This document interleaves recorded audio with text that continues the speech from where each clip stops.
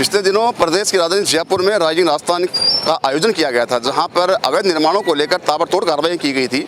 उन अवैध निर्माणों में कोई ऐसे भी मकान थे जो एनओसी मिल चुकी थी उनको और अवैध नहीं थे, फिर भी वो तोड़ दिया गया।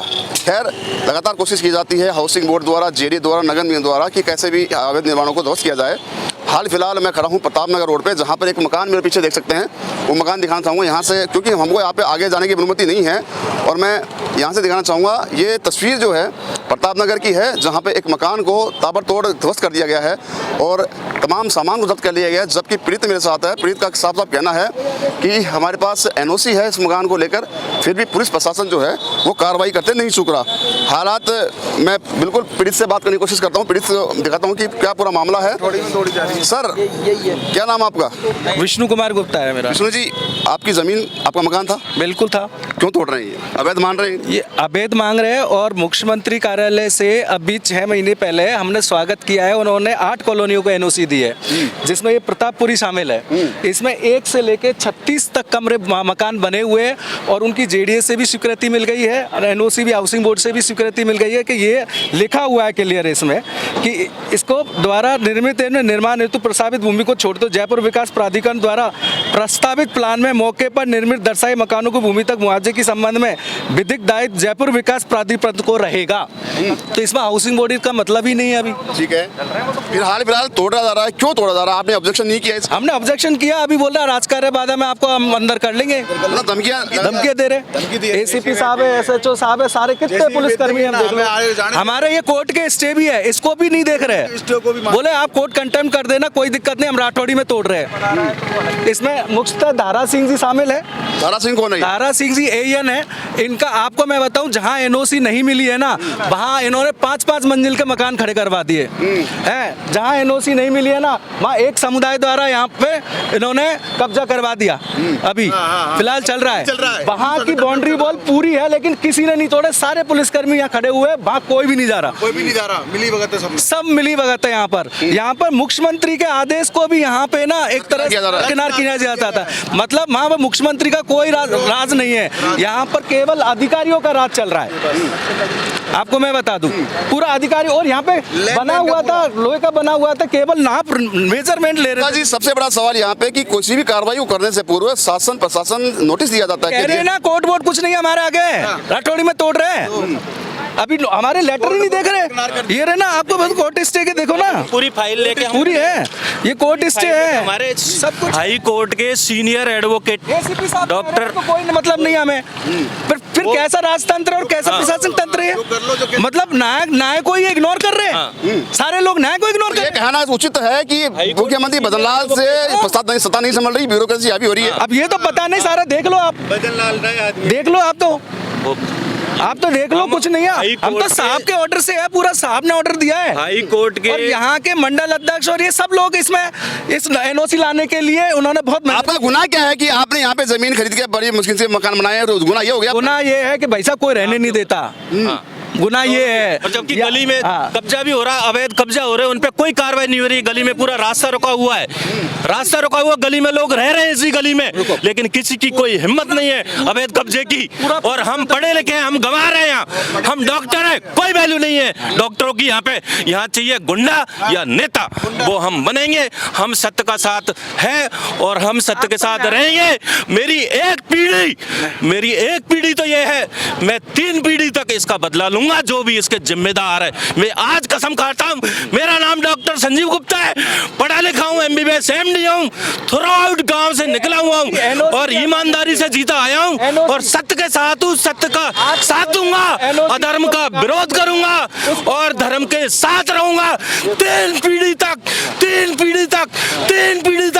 जो अधिकारी इसमें जिम्मेदार है, मैं बदला लेकर रहूंगा। मैं प्रतिज्ञा करता हूं। कौन है जिम्मेदार इसमें? जिम्मेदार जो भी अधिकारी है, पुलिस के हैं, हाउसिंग बोर्ड के हैं, सरकार के हैं, कांग्रेस के हैं, बीजेपी के हैं, मीडिया के हैं। मैं कसम खाता हूँ 3 पीढ़ी तक, उनकी 3 पीढ़ी तक बदला लूंगा, जैसे महाभारत में द्रौपदी के साथ हुआ था जब उन्होंने प्रतिज्ञा ली थी।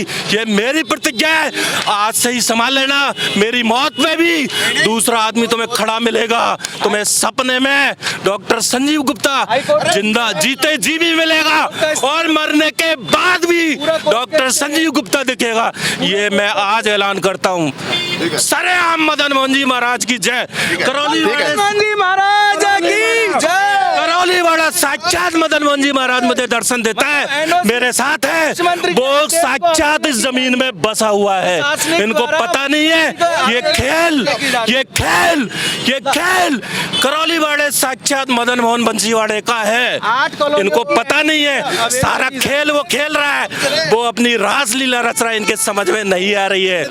एक तस्वीर में दिखाना चाहूंगा। देखिए तमाम जो अधिकारी है, पुलिस अधिकारी के तमाम अधिकारी हैं, उनसे हमने बात करने की कोशिश की, लेकिन कैमरा उन्होंने मना कर दिया कैमरे के सामने। अब जो कार्रवाई पूरी हो चुकी है, कैमरे के सामने आने से कतरा रहे हैं। और यहाँ से वो गाड़ी दिखा रहा हूँ आपको, एसीपी जो यहाँ आए थे वो यहाँ पे वो जा रहे हैं। देखिए किस प्रकार से यहाँ पे भग रही है पब्लिक। यहाँ पे पीड़ित का साफ साफ कहना है कि मुख्यमंत्री द्वारा इनको एनओसी दे दी गई है, बावजूद जो तमाम अवैध कॉलोनी है उनको बसावट करा दी गई है। लेकिन इनका जो हालात है कि उनकी जो किसान है, देखिए किस प्रकार से लगातार यहाँ पे एनओसी के कागज जो है वो दिखाते नजर आ रहे हैं। ये दर की ठोकरें खा रहे हैं, कह रहे हैं ईमानदार होने का ये नतीजा है, हमने खामियाजा भुगता है ईमानदार होने का। उसमें कुछ ये ईमानदारी का ही नतीजा है। देखिए प्रशासन जो है वो लगातार कोशिश कर रहा था, लेकिन मैंने जो बात की एसीबी खड़े थे, हाउसिंग बोर्ड के जो पब्लिक खड़ी थी, उन्होंने हाउसिंग बोर्ड के जो अधिकारी थे उन्होंने भी यहाँ पे मना कर दिया कैमरे के सामने आने से, बोलने से पहले। उन्होंने यहाँ तक कि जो सामान जब्त किया गया, तोड़ कर ले जाया गया, ये देखो खंडर बना दिया है, इसको एक खंडर बनाकर इसको छोड़ दिया गया है। ये देखिए यहाँ पे तस्वीर जो है वो दिखा रहा हूँ कि यहाँ पे कुछ समय पहले, करीब 2 घंटे 3 घंटे पहले एक मकान हुआ करता था, लेकिन हाल फिलहाल ये एक बंजर भूमि बना दिया गया है। इसको तोड़ पर मलबा जो पड़ा हुआ है, कुछ मेन मलबा था वो ले जाया गया है यहाँ से, और ये पत्थर और मिट्टी है वो यहाँ पे छोड़ दी गई है। जेल में डालने की धमकी और देते अपने पद को। मेरे बिल्कुल आप साथ हैं, क्या पूरा मामला है? क्या मामला ये है कि हमारे खरीदी हुई थी जमीन, रजिस्टर कराई थी, और कोई इसमें कोई ऐसे नहीं है कि बेईमानी से सिस्टम से पूरी रजिस्ट्री करवाई गई थी। और इसी मकान पे क्यों हुआ है ये बेईमानी, हम कर नहीं सकते, हम ईमानदार आदमी है। बाकी के और मकान क्यों नहीं तोड़े गए? ये अगर मान लो ये मकान भी तोड़ दिया, ये तोड़ा गया, तो सभी को कॉलोनी को तोड़ना चाहिए ना। अगर नहीं तोड़ना है तो एनओसी मिलने के बाद में क्यों तोड़ा जा रहा है? क्या मिली भगत है इसमें हाउसिंग बोर्ड की या जेडीए की? किसी की भी मिली भगत है वो किसमें, और निकलेगी मिली भगत। इनको और पैसा खाया, और 2.5 लाख रुपए हाउसिंग बोर्ड वाले ले गए थे पिछली बार, 2 लाख पत्रकारों ने भी खाए हैं। अब सब चीजें निकलेंगी इसमें। 2.5 लाख मुझसे 2.5 लाख रुपए डरा धमका के पहले लिए थे, और पत्रकारों ने भी 2 लाख रुपए लिए थे। मैं बोलूंगा अब जब सत्य आएगा तो सामने आएगा। इनकी जुगलबंदी है, इनका गठबंधन है पैसे का, अभी भी पैसे का। नगर निगम ने, हाउसिंग बोर्ड ने, जेडीए ने, किसने पैसे लिए आपसे? कोई नाम?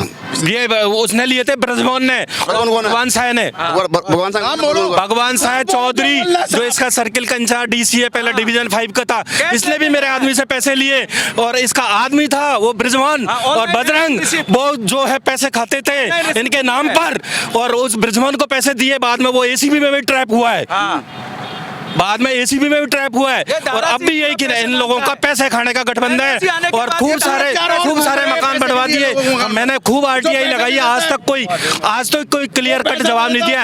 आप देखिए इस मकान, ये मकान मालिक यही खड़े, ये यहीं रह रहे। हमने इनसे खरीदा है ये मकान, ये यहीं रहते हैं। और ये मैं मकान मालिक भी मेरे साथ मौजूद हैं जिनके पास इन्होंने जमीन खरीदी थी, मैं उनसे भी बात कर रहे, पूरा मामले को साफ कर देता हूँ। सर क्या पूरा नाम आपका? ओम प्रकाश शर्मा। ओम प्रकाश जी, आरोप है कि इनकी जमीन जो मकान बना था वो वैध था, लेकिन अवैध मानते हुए राठौड़ी में कार्रवाई की गई है, क्या सही? हाँ बिल्कुल सही। कैसे?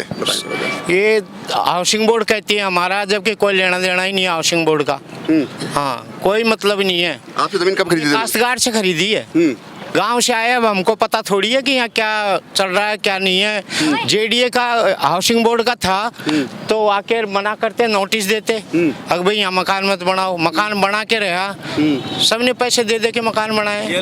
पैसे किसको दिए? पैसे हाँ पैसे किसको दिए? हाउसिंग बोर्ड को दिए। अच्छा, हाँ, अब मतलब ये है कि इन्होंने पैसा नहीं दिए, तोड़ दिया मकान। हम तो ये तो फिर भी अभी आए हैं, हम तो यहाँ रह रहे हैं बच्चों के साथ, बड़ी मुश्किल से परवरिश कर करके बाहर भेजा है बच्चों को। ये लोग हाँ, बच्चों को बड़ी तो ये मुश्किल। कार्रवाई वैध मानते हो, सही मानते हो, गलत मानते हो? गलत है, बहुत गलत है। आपने ऑब्जेक्शन नहीं किया? हाँ, किया है ना, खूब किया। क्या बोला? हमारे टाइम पे भी यही हुआ है, 3-3 बार मकान तोड़े हैं। हाँ, ठीक है। देखिए, पूरा मामला जो है शीशे की तरफ साफ, आईने की तरफ बिल्कुल साफ हो चुका है कि इनका साफ साफ कहना है पीड़ित का, जिनका मकान तोड़ा गया है, कि ईमानदारी का खामियाजा इन्होंने भुगता है और इनको अब गुंडा या नेता बनना चाहिए जिसके उनके जो मान सम्मान को ठेस नहीं पहुंचे और जो दौलत कमाई है बड़ी मेहनत से वो सेफ रहे, ऐसा मानना है। क्योंकि भजन लाल की डबल इंजन रामराज की सरकार कही जाती है। भजन लाल जी लगातार कोशिश करते हैं कि मैं कैसे भी एक मेरा मुख्यमंत्री पद है उसको गरिमा बनाए रखें, लेकिन हालात ये हैं कि प्रदेश की चाहे बात बेरोजगारी कर ले, बात चाहे महिला अत्याचारी कर ले, बात चाहे इस गड़बड़दारी कर ले, भ्रष्टाचार की कर ले, जेडीए, नगर निगम और हाउसिंग बोर्ड, तमाम जो महकमे हैं, 3 सबसे बड़े महकमे हैं प्रदेश की राजधानी जयपुर में जो सबसे भ्रष्ट कहे जाते हैं। हालात ये हैं कि एक जिसके पास एनओसी है, बाकायदा फाइल पूरी ले रखी है, दिखाएंगे कैमरा पसंद है, अगर कौन दिखाए, एक फाइल है, उस फाइल को दरकिनार करते हुए तमाम जो अधिकारी राठौड़ी में आए और चट मंगनी पट ब्याज जैसा हाल करके यहाँ पे चले गए। हालात ये देख, बताए क्या बोले?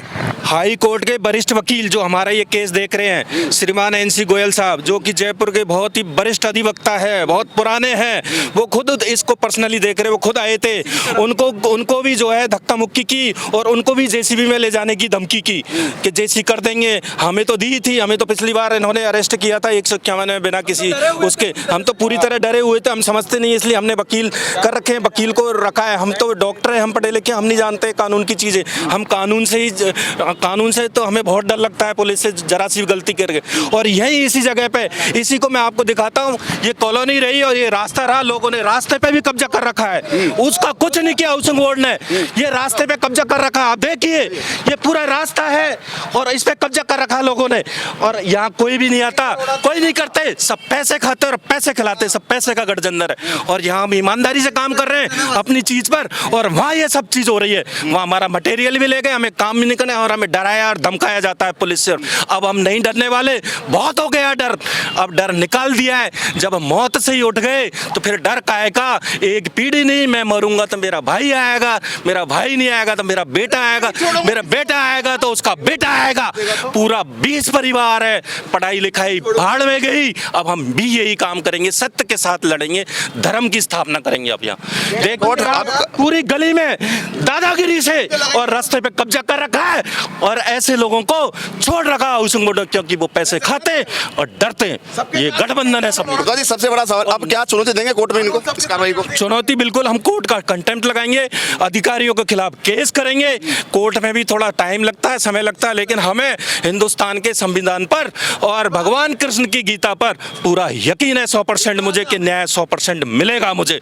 और हम सुप्रीम कोर्ट तक जाऊंगा, मैं सुप्रीम कोर्ट तक जाऊंगा इस मैटर को लेके। और मैं बार बार कह रहा हूं कि एक पीढ़ी नहीं, 3 पीढ़ी तक मैं इन गुनहगारों से बदला जरूर लेके रहूंगा। वो सुन ले, मीडिया के माध्यम से, इस दुनिया से, इस जनता से, इन पार्टी वालों से, इन देशभक्तियों से, किसी से भी सुन ले, 3 पीढ़ी, बार बार कह रहा हूं, 3 पीढ़ी तक मैं बदला लूंगा। नींद में भी मैं परेशान करूंगा। तो देखिए, सबसे बड़ा आत्मा है, यहाँ पे बात विडंबना वाली ये है कि जैसे ही मीडिया आया है तो तमाम जो अमला यहाँ पे खड़ा था कुछ समय पूर्व, तमाम जो अधिकारी थे, बात चाहे प्रतापनगर थाने की कर ले, बात चाहे हाउसिंग बोर्ड की कर ले, ये पूरा रोड खचाखच भरा हुआ था। उस समय यहाँ तक खड़ा नहीं होने दिया जाता कि कोई कैमरा में ऐसी चीज़ कैप्चर नहीं हो जाए जिनको उनको फ्यूचर में आपत्ति हो। हमने जब शुरू किया, हमने जो बात करना चाहिए पीड़ित से बात करना शुरू किया, उससे पहले ही वो रवाना हो गए। और ये रास्ता है बिल्कुल क्लीन चट है, यानी इसको ये कह सकते हैं कि रास्ते पे जो कुछ समय पूर्व यहाँ पे जो अमला खड़ा था, पुलिस प्रशासन खड़ा था, बात चाहे ACP की कर ले, बात चाहे SHO प्रतापनगर की कर ले, तमाम जो जाब्ता खड़ा था वो यहाँ से गायब हो चुका है। कैमरे के सामने हमने बात करनी चाहिए उनसे, लेकिन उन्होंने थोड़ी देर रुकने और बाद में बाइट करने और अपना स्टेटमेंट देने की बात कहते हुए उन्होंने अपना पल्ला झाड़ लिया। हालात अब ये है कि यहाँ की जो जनता है वो मूक दर्शक बनी हुई है और यहाँ पे जो प्रीत है उसको कहीं ना कहीं आग लगी हुई है, जो उनके साथ नाइंसाफी हुई है। पुलिस द्वारा ये भी कहा गया कि राजकार्य की बाधा में आपका मुकदमा दर्ज किया जाएगा। उनको धमकी ये भी दी गई कि ज़्यादा दादागिरी करोगे तो खाने में बंद कर दिया जाएगा। पढ़े लिखे लोग हैं, इन्होंने कानून का सम्मान किया और सम्मान का नतीजा ये हुआ कि इनका घर टूट चुका है। हालात ये है कि मुख्यमंत्री भजन लाल शर्मा के बस की बात नहीं है। अब बात चाहे बेरोजगारों की कर ले, मैं बार बार हमारे साथ मेरी खबर यही कहता हूँ, मुख्यमंत्री जी अगर आप इस खबर को देख रहे हैं तो तुरंत संज्ञान लेते हुए इस अधिकारी जो आए हैं मौके पे उन्हें कार्रवाई की जाए। हाउसिंग बोर्ड और जेडीए और नगर निगम में जो ठप्पा लगा हुआ बदनामी का, भ्रष्टाचार का, पैसों का, आए दिन ट्रैपिंग होती रहती है, ट्रैपिंग प्रक्रिया होती रहती है, लेकिन फिर भी ये आमला ये प्रशासन ये डिपार्टमेंट है वो सुधारने का नाम नहीं लेता। अब देखने वाली बात ये होगी कि गुप्ता का मकान जो टूटा है वो और कितने मकान तुड़वाएगा या फिर यही यहाँ पर एक विशेष मकान था जिसको तोड़ के यहाँ से रवाना हो गया गया। सहयोगी कैमरा पर्सन रवि के साथ संदीप अग्रवाल, गोल्डन हिंद, जयपुर।